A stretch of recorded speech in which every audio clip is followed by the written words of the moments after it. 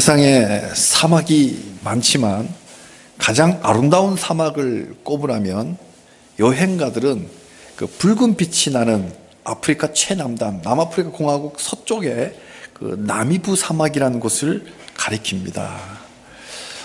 붉은 사막에 그래서 그 일출이 굉장히 아름답다고 합니다. 사진에 보는 바와 같이 이렇게 아름답습니다. 아주 이국적인 모습이 장관이 펼쳐집니다. 근데 이곳의 원주민들은 아무것도 없는 땅이라고 부를 정도로 아주 척박한 사막이기도 합니다. 비는 1년에 한 열흘 정도밖에 안 온다고 합니다. 조금 온다고 합니다. 그러니까 물이 없는 사막이니까 생물이 살아갈 수가 없죠. 근데 한낮에는 40도인데 모레는 70도까지 올라간다 그래요. 그리고 밤이 되면 영하로 떨어져 버린대요. 그러니까 70도에서 영하로 떨어지니까 일교차가 이렇게 심하니까 생물들이 정상적으로 살아갈 수 없는 사막입니다. 근데 이곳에 살아가는 생물이 하나 있어요. 아주 손톱만한 크기의 딱정벌레가 살아갑니다. 이 딱정벌레는 이곳에서 물도 없는데 어떻게 살아갈 수 있을까요? 이 딱정벌레는 새벽이 되면 이게 한 300m 높이 됩니다. 여기를 새벽에 해 뜨기 전에 여기까지 올라갑니다. 평소에 요 모래 속에 숨어 있다가 해 뜨기 전에 올라가서 이렇게 물구나무를 딱 씁니다. 물구나무를 딱 쓰면 이 등을 쫙 펴면 이 등이 오돌토돌하게 생겼잖아요. 그러니까 새벽 안개에 여기는 물은 없지만 공기 중에는 수분은 있잖아요. 그래서 이슬 맺히듯이 이슬이 여기 쫙 맺히는 거예요. 그러다 이슬이 점점 커지면 물방울이 되고 물방울이 점점 커지면 중력을 못 이겨서 쫙 떨어지면 입으로 쏙 들어오는 거예요. 입으로. 생물이 살아갈 수 없는 이 최악의 환경, 이 나미부 사막에 이 딱정벌레를 심어 놓으신 하나님은 생육하고 번성하라, 이 영원한 약속을 이 딱정벌레에게도 주었기 때문에 이 딱정벌레는 그 약속을 따라 본능을 따라 이곳에서 뿌리내릴 같이 살아갑니다.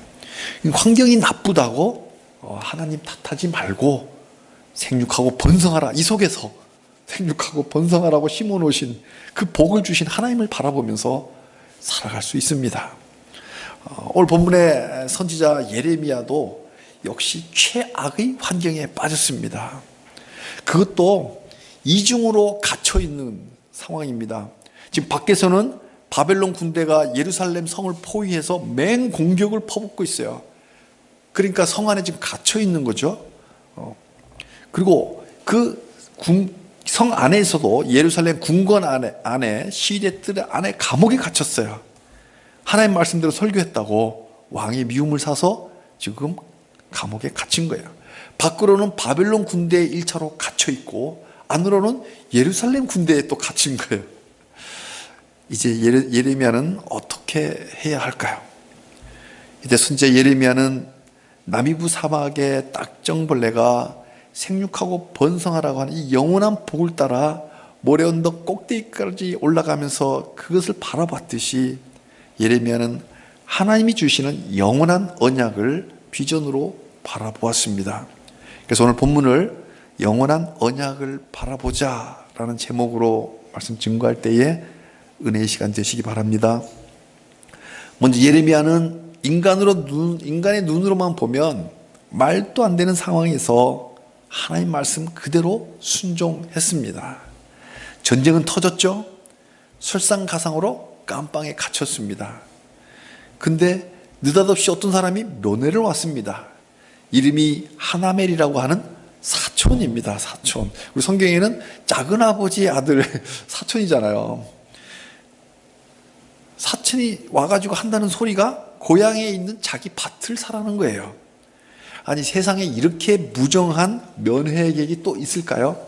깜빵에 면회를 왔으면 좀 맛있는 좀 먹거리를 좀 내놓고 그리고 고향 소식도 전해주면서 조금만 참고 이겨내라고 위로를 하지는 못할 망정 깜빵에 갇혀있는 자기 사촌 보고 부동산을 사라는 거예요.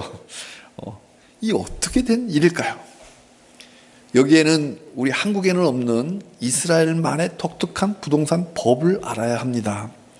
하나님은 약속의 땅, 가나안 땅을 약속의 땅으로 주시면서 그 땅을 대대로 자손에게 물려주게 했습니다. 팔아먹지 못하게 했어요. 외지에 팔지 못하라, 팔지 마라. 자식들에게 물려줘라. 그런데요, 그래도 빚이 너무 많아서 땅을 저당 잡히거나 팔지 않으면 안 되는 상황이 될 때는 어떡할 거냐? 그때는 잠시 가까운 일가 친척에게 물리라. 그리고 나중에 다시 찾아오면 되잖아요. 그러니까 친척에 가니까 그 땅이 멀리 간 건 아니잖아요. 사촌에, 육촌에 이렇게 넘어가는 거죠. 그래서 이 제도를 고엘이라고 합니다. 대표적인 생각나는 제도가 어디에? 룻기 나오미가 땅을 팔려고 할 때 1순위 친척에게, 우리 성경에는 아무개라고 나와요. 그 사람 이름도 안 적어줬어요. 아무개야. 그 거부할 때 2순위 보아스가 그 땅 기어 무르는 장면이 바로 이 고엘 제도가 배경이 됩니다. 그런데요, 성경의 이 고엘 제도의 배경이 룻기뿐만 아니라 예레미야도 나와요. 예레미야한테 찾아온 거예요.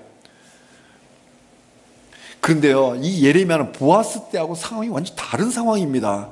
첫째로 보아스는 그 지역의 유지의 실력자였지만 지금 예레미야는 깜빵에 갇혀 있잖아요.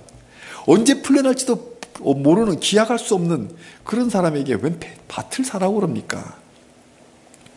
그리고 둘째는 예레미야는 땅을 사봐야 이렇게 상속으로 물려줄 아내나 자식이 없어요. 근데 사라고 한다. 그리고 세 번째, 보아스는 평시에 이렇게 추수하던 그런 때지만 지금 예레미야는 전시예요. 전쟁에서, 그리고 그나마 그 전쟁이 곧 함락될 게 뻔해. 전쟁에 지면 그 땅은 내 땅이 아니에요. 등기부에 있는 그 등기부 발장 휴지 쪼가리예요. 나라가 없으면 부동산도 없는 거예요. 소유권 아무 소용 없는 거예요. 근데 땅을 사라고 하니까 말이 안 되잖아요. 이 말도 안 되는 상황에서 과연 예레미야는 어떻게 행동할까요? 9절에 보니까 의외로 쿨하게 승낙을 합니다. 왜 그랬을까요? 이런 일이 있을 거라고 하나님 미리 알려주셨기 때문입니다. 하나님의 뜻이니까 두말 않고 따랐습니다. 사랑하는 성도님들, 우리가 말씀에 순종하자가 하는 대표적인 내러티브가 바로 이 장면입니다. 하나님의 뜻이라. 근데 우리가 중요한 건 분별이죠. 하나님의 뜻이라고 분별이 되면 우리도 쿨해집시다. 하나님의 뜻은 내 뜻보다 훨씬 높으시고 깊으시고 넓으시니까 지금 내 머리로는 이해가 되지 않아도 하나님의 뜻에 따르는 것이 진짜 믿음입니다. 순종은 말로만이 아니라 행동으로 실천해야 진짜 믿음입니다. 실천하지 않는 믿음, 행동하지 않는 믿음, 죽은 믿음이다. 다 포장이고 위선입니다. 문제는 분별입니다. 하나님 뜻인데 분별하는 게 중요한 거야. 분별 없는 믿음은 해로운 믿음입니다. 맹목적인 믿음은 영혼만이 아니라 육체까지도 망가뜨립니다. 우리는 이해를 추구하는 신앙이어야 합니다. Faith seeking understanding. 이해를 추구하는 faith, 그런 신앙이라야 합니다. 왜? 이해를 추구하라고 우리에게 지성을 주셨잖아요. 그 지성을 통해서 하나님께 속했나 안 했나를 분별하는 영성으로 연결시켜 주십니다. 우리도 예레미야처럼 하나님의 음성을 분별하는 영적 능력에 다들 탁월하시기를 축복합니다. 아멘. 영적 분별만 탁월할 게 아니라 그 말씀 그대로 행동하는 순종에도 탁월하시기를 주님의 이름으로 축복합니다. 아멘. 두 번째로 예레미야는 나미부 사막의 닥정벌레가 모래 언덕에 올라가듯이 최악의 상황에서도 우리는 기도로 하나님께 올라갑시다. 영원한 언약을 바라보며 드렸던 위대한 기도가 오늘 본문입니다. 신구약 성경에는 많은 그 믿음의 선진들이 드렸던 기도문들이 많이 나옵니다. 그 중에서 오늘 본문 예레미야 32장 16절로 25절은 예레미야의 기도문. 이 기도문은 절망스러울 때, 한계를 느낄 때가 있잖아요. 그럴 때 우리도 따라서 드릴 수 있는 아주 중요한 기도 모델입니다. 그래서 나중에 집에 가셔서 요 16절부터 25절을 따로 친필로 쓰셔가지고 성경책에 좀 굵은 종이로 넣어놔도 돼요. 그러다가 우리가 늘 즐거울 때만 있는 건 아니잖아요. 힘들 때가 있잖아요. 그때 딱 꺼내서 예레미야 기를 나로 이렇게 바꾸어서 같이 기도를 드릴 수 있는 그런 훌륭한 기도문입니다. 자, 한번 예레미야 봅시다. 이제 다 돌아가고 혼자 깜빵에 남았어요. 얼마나 조롱했겠어요. 사람들이 밭을 샀다고, 지금 자기 전 재산 털어갖고 밭 샀다고. 근데 이제 다 돌아가고 혼자 지금 깜빵에 혼자 남아 있습니다.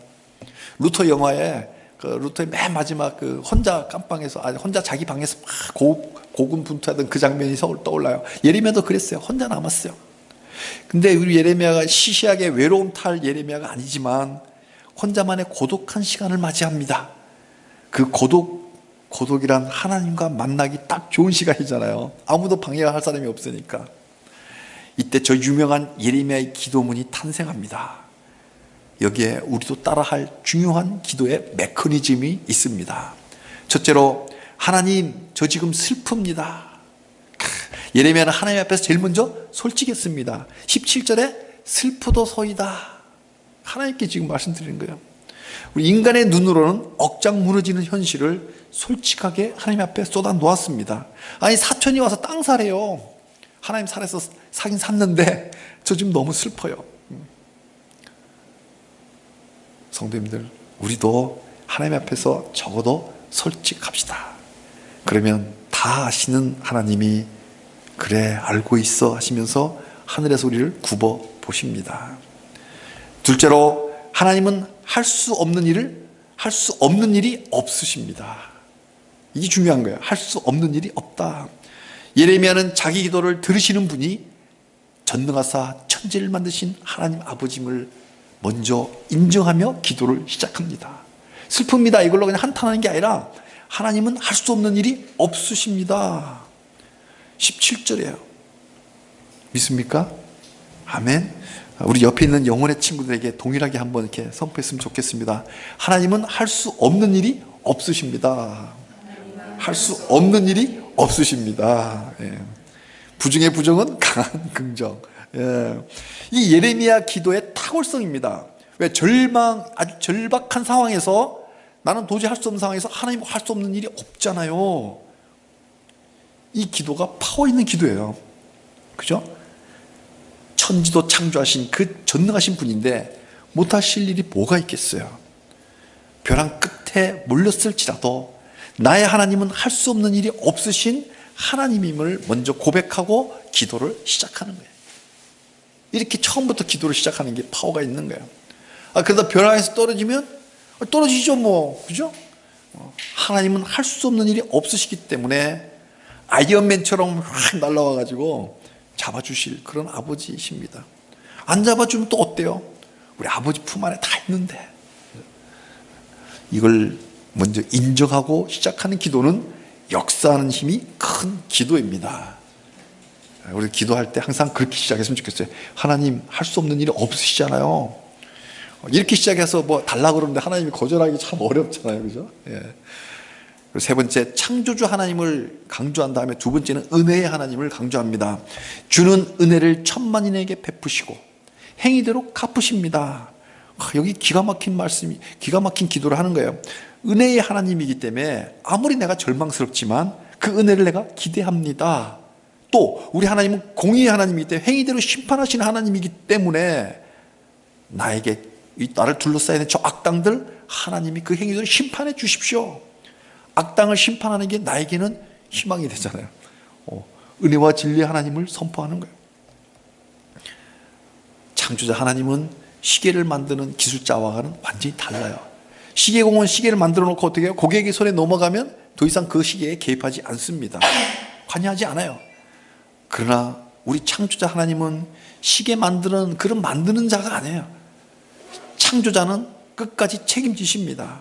팔짱 끼고 구경만 하지 않으세요.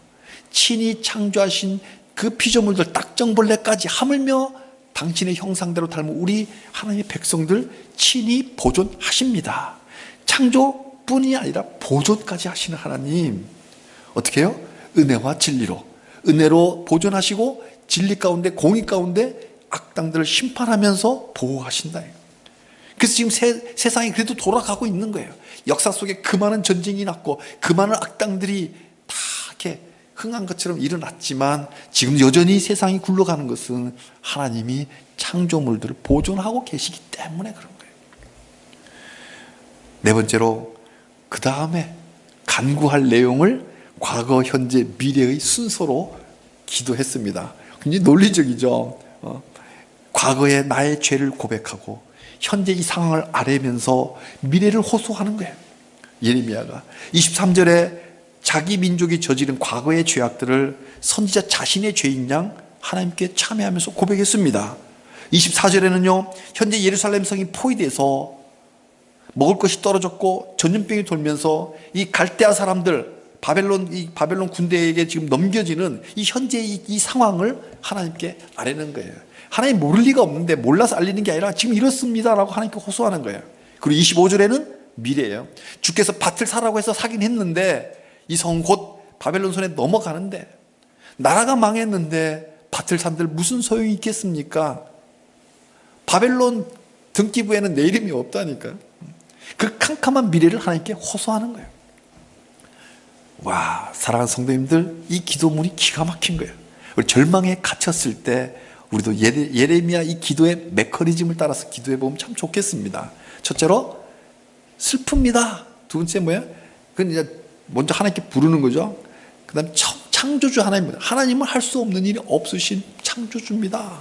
두 번째, 섭리의 하나님. 하나님은 창조물을 보존하시는, 은혜와 진리로 보존하시니까 나에게 은혜를 베푸사 나를 보존하여 주시고, 공의의 하나님 심판하셔서 악당들을 주께서 심판하여 나를 보존하여 주옵소서. 창조주 하나님과 섭리 하나님, 은혜와 진리 하나님을 먼저 고백한 다음에 나의 간구를 하는데 과거, 현재, 미래로 아직 나의 과거의 나의 이 죄악들을 고백하면서 현재 이 고난과 이 캄캄한 미래를 하나님께 호소하는 거예요. 기가 막히지 않습니까? 예, 이렇게 길어 보여도 심플한 스트럭처를 갖고 있는 기도문입니다. 힘들 때 이렇게 기도하면 좋겠습니다. 절망 속에 드렸던 예레미야의 기도처럼 우리도 기도하면서 전능하신 하나님의 기적의 손길을 경험하시기를 주님의 이름으로 축복합니다. 예레미야의 기도에 이제 하나님이 대답하십니다. 기도는 대화입니다. 자기 말만 하고 끝나는 게 아니에요. 들어야 돼요. 듣는 기도를 잘 하시기를 바랍니다. 예. 꼭 이렇게 이야기를 해야만 듣는 게 아니에요. 이 기도가 아니라 가만히 있으면 하나님 음성을 듣는 거, 이것도 기도예요. 조급하는 건 믿음 없다는 뜻입니다. 하나님 말씀을 들어야 돼요. 하나님의 대답은 메아리였습니다. 27절에요. 나는 여호와요 모든 육체의 하나님이라 내게 할 수 없는 일이 있겠느냐. 예레미야는 하나님 할 수 없는 일이 없습니다. 그러니까 하나님은 나는 할 수 없는 일이 있겠냐라고, 없습니다와 있습니다로 똑같은 말을 반문을 합니다.